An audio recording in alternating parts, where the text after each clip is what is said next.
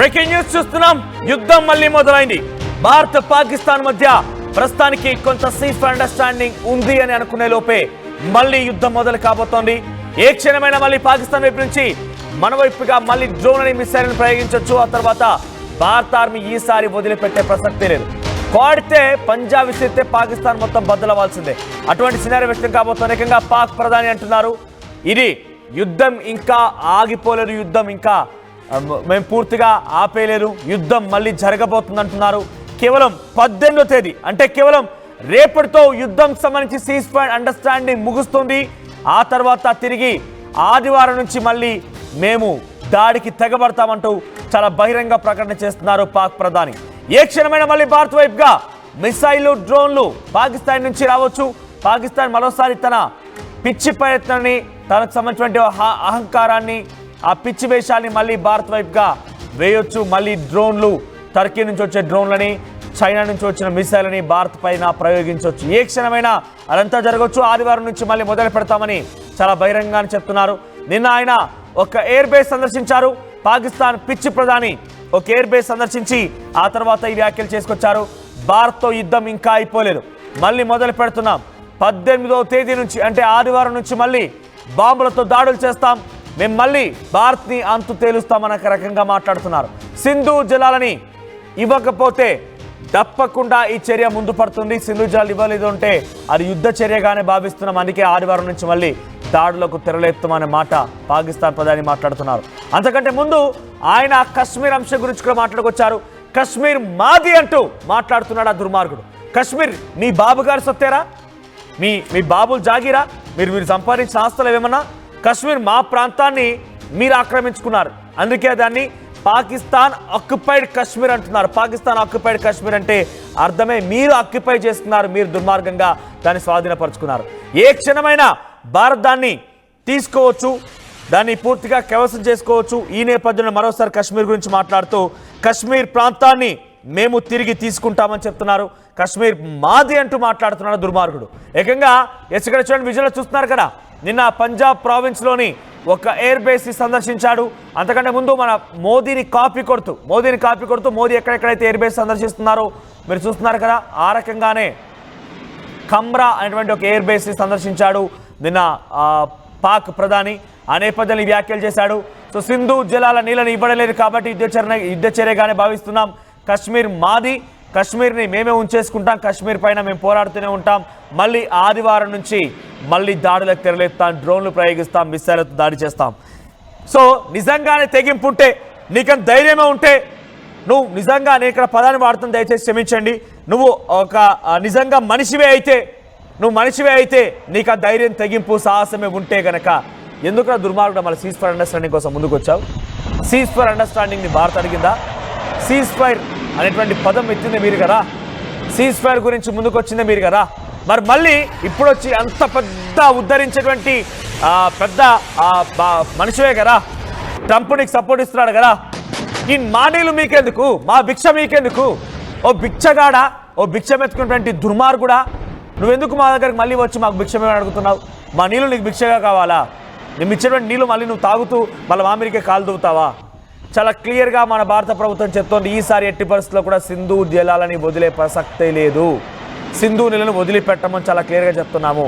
కానీ వాళ్ళు ఏమంటున్నారు, సింధు నీళ్ళు వదిలిపెట్టకపోతే యుద్ధ చర్యగానే భావిస్తున్నాం, సింధు నీళ్ళని తక్షణమే వదిలేయాలి అని చెప్పి పాక్ ప్రధాని అంటున్నాడు. నీకు బాగా తెలుసు కదా, ప్రపంచ దేశాలు మొత్తం శాసిస్తున్న డొనాల్డ్ ట్రంప్ నీకు రక్షిస్తున్నాడు కదా, మొత్తం ప్రపంచ దేశాలు మొత్తం కూడా పాకిస్తాన్ ఇవ్వబోతున్నారని చెప్పి చెప్తున్నావు కదా, నీ దగ్గర అనుభవం ఉంది కదా, ఆ అనుభవం నీళ్లు తాగు, ఆ అనుభవంతో నీళ్ళు తెచ్చుకొని తాగు. మళ్ళీ మా నీళ్ళే కావాలంటావు, మేమిచ్చే తిండే కావాలంటావు, మా దయాదాక్షలతో బతికే నువ్వు, ఈ పిచ్చి కుక్క మేము తిండేస్తా కానీ బతికే నువ్వు మళ్ళీ మా పైన కాలు దొవుతావా? నీకు ఈసారి నువ్వు చచ్చిపోయినా విలవిల కొట్టకుండా చచ్చిపోయినా నీ శవాలు, వందల కొన్ని శవాలు తెప్పలుగా కుప్పలుగా పడి ఉన్న ఈసారి సింధు జలాల నీళ్ళు ఇచ్చే ప్రసక్తే లేదు. నువ్వు దాడికి దిగుతానంటున్నావు కదా, దమ్ముంటే దాడికి దిగి చూడు ఒకసారి. ఈసారి నువ్వురు గప్పిన నిప్పులా మన భారత ఆర్మీ ఎదురు చూస్తోంది. ఏ క్షణమైనా ఈసారి వదిలిపెట్టే ప్రసక్తే లేదు. ఇక ఈసారి అంటే కొంత ఆచితూచి కేవలం ఆ ఆర్మీ బేసెస్ పైన టార్గెట్ చేశాం, కానీ కైరానా హిల్స్ పైన టార్గెట్ చేయకముందే రేడియేషన్తో అల్లాడిపోతున్నాం. రేడియేషన్ కారణంగానే ఇక్కడ ప్రజలు పెద్ద ఎత్తున ఇబ్బందులు పడుతున్నారని చెప్తోంది కదా పాకిస్తాన్. ఈసారి దెబ్బ కొడితే డెఫినెట్గా కిరాణా హిల్స్ కొట్టేయచ్చు, ఆ అణుస్థావరాన్ని పేల్చేయచ్చు, పూర్తిగా పాకిస్తాన్ని ముక్కలు చేయొచ్చు, పాకిస్తాన్ ప్రధానిని దాన్ని వాడి తల తెంపేయచ్చు. అటువంటి పరిస్థితి రాబోతోంది. మళ్ళీ దాడి చేస్తావా?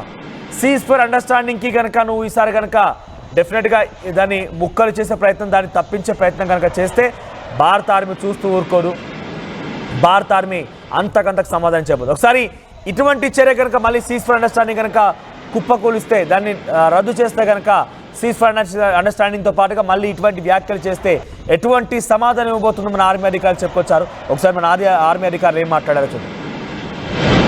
और ये अल्लाह ताला ने मेरी नजर में उसको आप किसी और तरीके से ले सकते हैं, although in a different context, लेकिन 1971 की जंग में हिंदुस्तान से आपने इस जंग में बदला ले लिया और पूरी दुनिया को बताया कि पाकिस्तान की फौज एक जरी फौज है.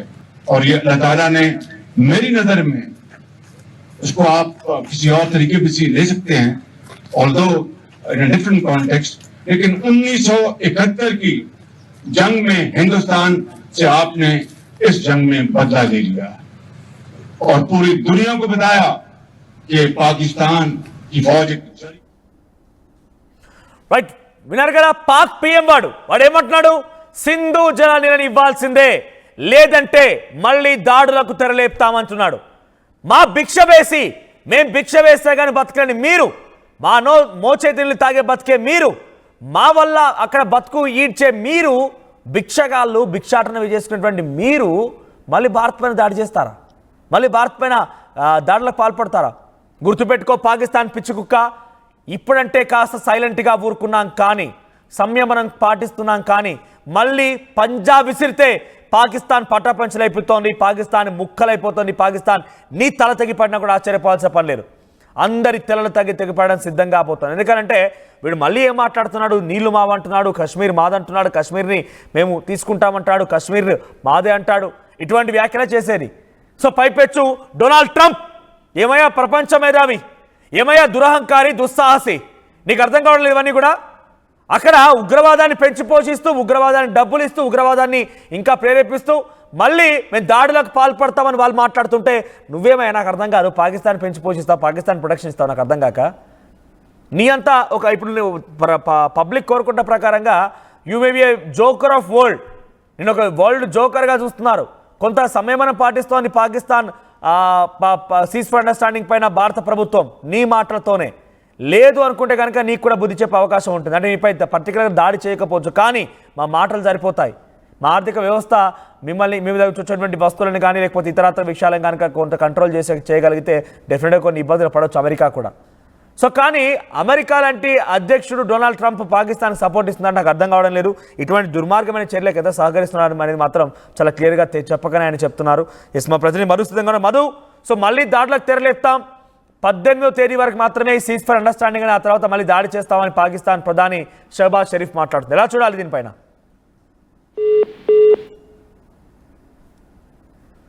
రైట్, పాకిస్తాన్ ప్రధాని మాట్లాడుతూ మళ్ళీ సింధు జలాల నీళ్లు మావి మాకు ఇచ్చేయండి అంటున్నాడు.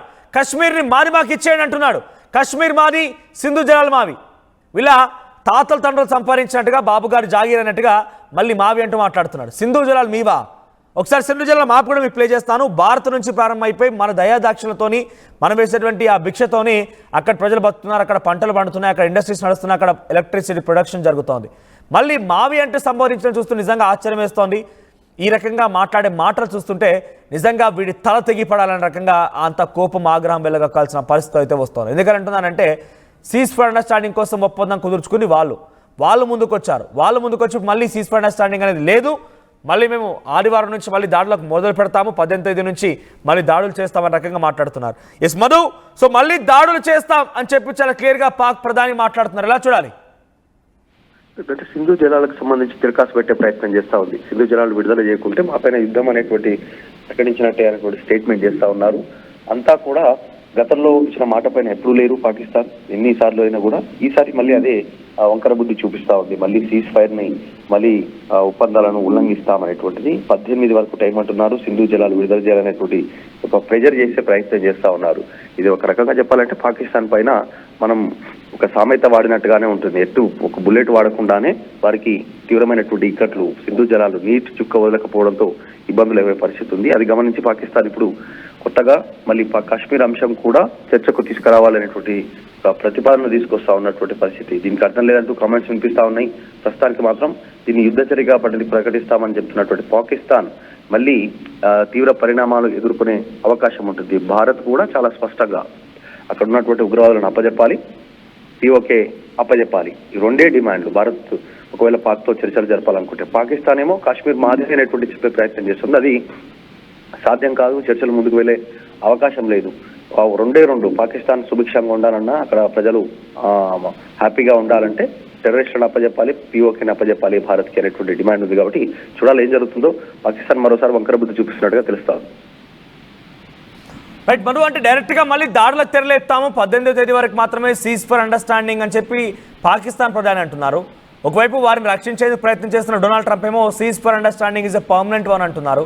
మన భారత ప్రభుత్వం ఏమో ఏ క్షణమైనా కూడా మన టార్గెట్లు ఉగ్రవాదులే కాబట్టి ఉగ్రవాదులు అణచివేసే క్రమంలో ఎట్టి పరిస్థితుల్లో వెనక్కి తగ్గమంటున్నారు. సో ఇవన్నీ మనం డాట్స్ కలుపుతూ ఉంటే ఏం జరగవచ్చు, తర్వాత భవిష్యత్తు మళ్ళీ దాడులకి కాల్పులకి పాల్పడవచ్చా పాకిస్తాన్, మళ్ళీ భారత్ వాటిని తిప్పికొట్టచ్చా పాకిస్తాన్ని, ఈసారి భారత ఆర్మీ అంతమొందించొచ్చా?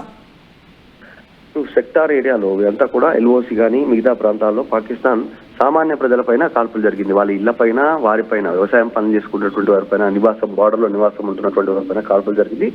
భారత్ ఎక్కడ కాల్పులు ప్రజలపైన చేయలేదు. పాకిస్తాన్ ప్రజలపైన, సాధారణ ప్రజలపైన కేవలం ఉగ్రవాద శిబిరాలే టార్గెట్ చేశారు. తర్వాత వారికి సంబంధించినటువంటి సైనిక స్థావరాలను టార్గెట్ చేశారు. అక్కడ కూడా సైనికులను టార్గెట్ చేయలేదు, కేవలం స్థావరాలను మాత్రమే చాలా జాగ్రత్తగా ఎయిర్ బేస్లను మాత్రమే ధ్వంసం చేసినటువంటి పరిస్థితి. సో పాకిస్తాన్ మాత్రం గతంలో ప్రజలపైనే అటాక్ చేసింది. తర్వాత వారు ట్రైనింగ్ ఇచ్చి, ఆశ్రయం కల్పించి, ఆయుధాలు ఇచ్చి భారత్లోకి చొప్పించి టెర్రరిస్టుల ద్వారా సామాన్య ప్రజలను చంపినటువంటి పరిస్థితి. పహల్గామ్ ఉగ్రఘటన అదే, గతంలో జరిగినటువంటి ఇన్సిడెంట్స్ అవే, సైనికులపైన అటాక్, బాంబేలో బాంబు దాడులు, దేశవ్యాప్తంగా అనేక బాంబు దాడులు, ఇవన్నీ పాకిస్తాన్ ప్రేరేపిత ఉగ్రవాదులు, ఆశ్రయం పొందినటువంటి వాళ్ళు, ఆయుధాలు పొందినటువంటి వాళ్ళు. సో పాకిస్తాన్ ఆలోచన వైఖరి మారే పరిస్థితి లేదు. ఇది కఠినంగా వాళ్ళు కఠినంగా దీనిపైన భారత్ చర్యలు తీసుకునే అవకాశం ఉంది. ఇప్పటికే ఉగ్రవాదం పైన ప్రపంచ దేశాలు పోరాడుతున్నాయి కాబట్టి పాకిస్తాన్ మరొకసారి ఈ విషయంలో కార్నర్ అయ్యే అవకాశం ఉంది. కేవలం ప్రతిపాదన తెస్తున్నా సింధు జలాల కోసం, అది సాధ్యమయ్యే అవకాశం లేదు. చాలా స్ట్రిక్ట్ గా ఉంది, స్టిక్ అనే ఉంది. భారత్ ఉగ్రవాదులను అప్పజెప్పాలి, టాప్ మోస్ట్ ఉగ్రవాదులను, తర్వాత పిఓకని అప్పజెప్పాలి. ఇవన్నీ లేకుండా చర్చలు జరిగే అవకాశం లేదు. అది అప్పజెప్తామంటేనే పాక్తో మిగతా సంబంధాలు, దౌత్యపరమైనటువంటిది, తర్వాత ఎగుమతులు దిగుమతులకు సంబంధించినటువంటి అంశంలో కానీ ఇంకా స్నేహపూర్వకమైనటువంటి విషయాలు చర్చకు వస్తుంది. కానీ ప్రస్తుతానికి మాత్రం పాక్ వాళ్ళ డిమాండ్ ని తెరపెట్టేస్తే చర్చలు జరిగే అవకాశం లేదు. ఒకవేళ సీజ్ ఫైర్ ఒప్పందాన్ని రద్దు చేసుకుంటే మాత్రం చాలా కఠినంగా ఎదురుదాడి ఉంటుంది. ఇప్పటికే ఆర్మీకి ఫ్రీడమ్ ఇచ్చారు ప్రధాని నరేంద్ర మోదీ. వాళ్ళు బుల్లెట్ వేస్తే మనం మిజైల్ వాడాలనేటువంటి స్టేట్మెంట్ చేశారు కాబట్టి మరిన్ని తీవ్ర పరిణామాలు ఎదుర్కొనే అవకాశం ఉంది పాకిస్తాన్. రైట్ మధు, సో మొత్తం మీద పాకిస్తాన్ మరోసారి కారు కూతలు కూస్తోంది, పిచ్చి వేషాలు వేస్తోంది, మళ్ళీ మొరిగే ప్రయత్నం చేస్తోంది, మళ్ళీ దాడులకు తెరలేస్తామంటూ మాట్లాడుతోంది. సింధు జలాలను ఇవ్వడం లేదు కాబట్టి అది యుద్ధ చర్యగానే భావిస్తామంటోంది. సింధు జలాలు మావి అంటోంది. కశ్మీర్ పైన మళ్ళీ మాదే అంటూ మాట్లాడుతోంది. కశ్మీర్ని మేమే ఉంచుకుంటామని మాట్లాడుతోంది. సో ఇప్పటికే ఉగ్రవాద అణచివేసే క్రమంలో పాకిస్తాన్ పైన భారత్ చేసినటువంటి ఆ దాడికి అనుగుణంగా 9 టెర్రర్ క్యాంప్స్, 11 ఎయిర్ బేస్లు, పెద్ద మొత్తంలో భారీ నష్టం పాకిస్తాన్ వాటిల్లింది. కేవలం 3 రోజుల్లోనే 30,000 కోట్ల రూపాయల ఆస్తి నష్టం పాకిస్తాన్ వాటిల్లింది. అయినా ఈ దురహంకారి, ఈ పిచ్చి కూతలు కూసినటువంటి ఈ పిచ్చి కుక్క, పెంపుడు కుక్క ఏం మాట్లాడుతుందో చూస్తున్నారు కదా.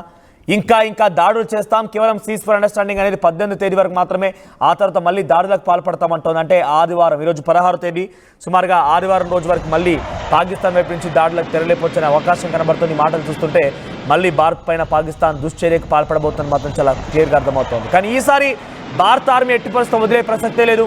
మన మోదీ చెప్పినట్టుగా ఐడెంటిఫై, ట్రేస్ అండ్ పనిష్ ఈ మాటలు ఎగ్జిక్యూట్ చేయబోతోంది. ఈ 3 పదాలతో అవసరమైతే పాకిస్తాన్ ప్రధాని తల తెగిపడిన ఆశ్చర్యపోకండి, అటువంటి పరిస్థితి ఎత్తబోతోంది.